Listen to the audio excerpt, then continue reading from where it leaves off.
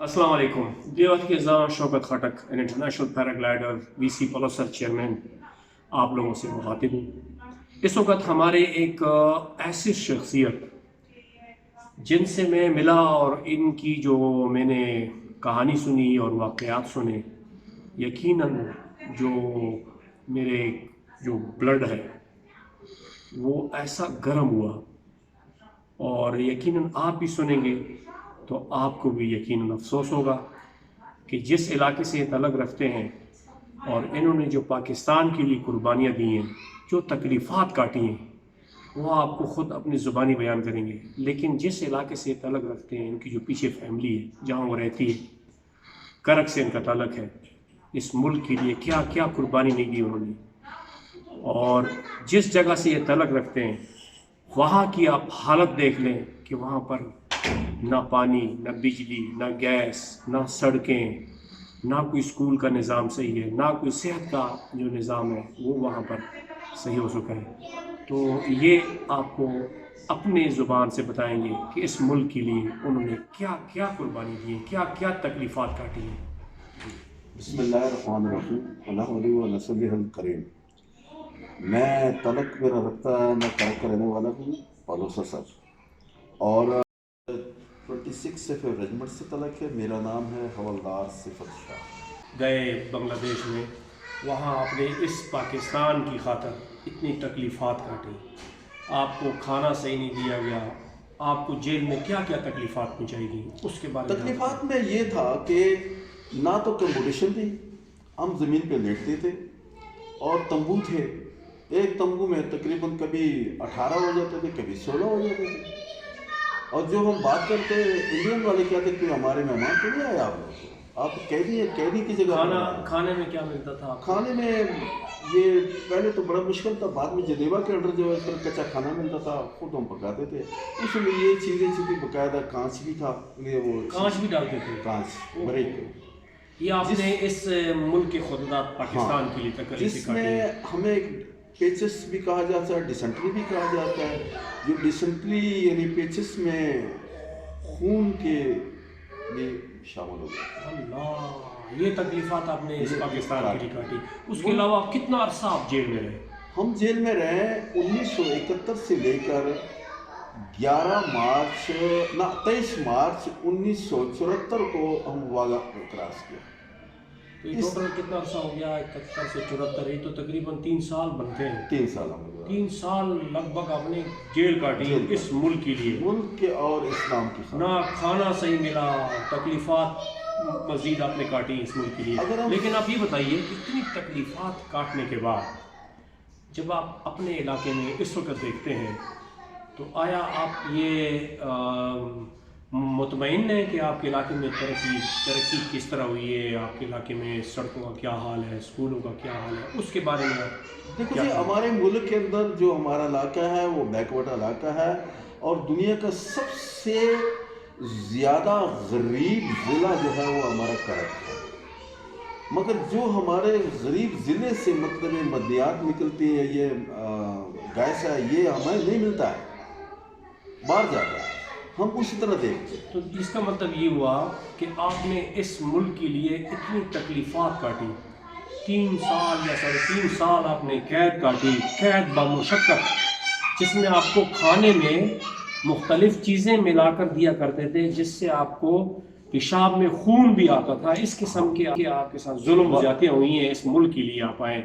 लेकिन जिस वक्त आप वापस आए यहाँ पर, तो अपने इलाके को जब आप देखते हैं तो वहाँ पर ना आपको पानी मैसर है, ना आपको सड़क मैसर है, ना आपको कोई और सहूलत मैसर है। तो इस पे क्या फीलिंग होती है आपकी? तो ये बात ये है कि ये वो कहते हैं कि लिखा था किस्मत में परदेस वतन को क्या याद कर, जहाँ बेदर्द हाकिम हुआ फरियाद क्या। अच्छा, मैंने ये सुना है कि आपने वहाँ जाके बंगाली भी सीखी थी।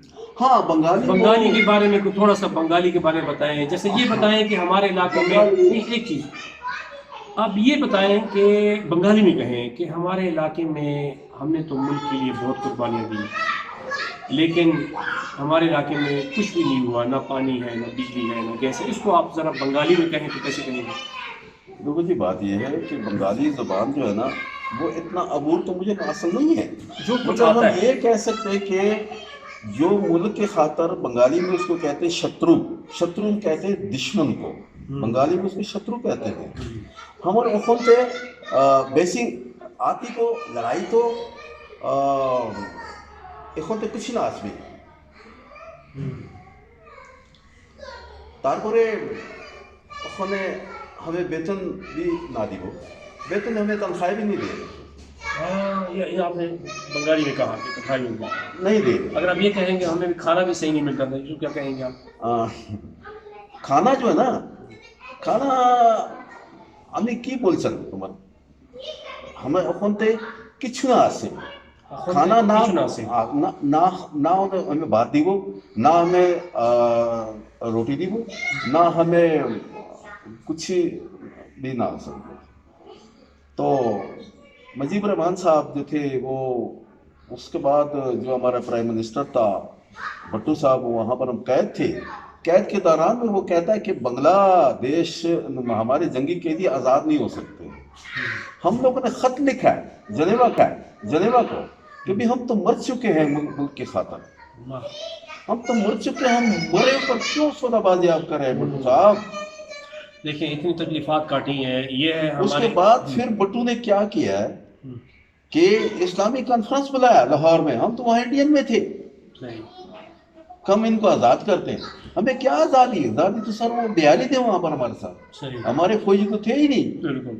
فوج تو 2 ڈویژن فوج تھی. تو اس کا مطلب یہ ہے کہ آپ نے اتنی شدید تکلیفات کاٹنے کے بعد اس وقت آپ کو وہ تمام تکلیفات جب آپ محسوس کرتے ہیں تو آپ کو درد محسوس ہوتا ہوگا. وہ تارے نظر آ رہی ہیں. لیکن جب آپ اپنے علاقے میں جاتے ہیں وہاں پر جب ترقی کچھ بھی نہیں ہوئی تو اس سے بھی زیادہ بڑھ کر آپ کو تکلیف ہوتی ہوگی. ایسی بات ہے.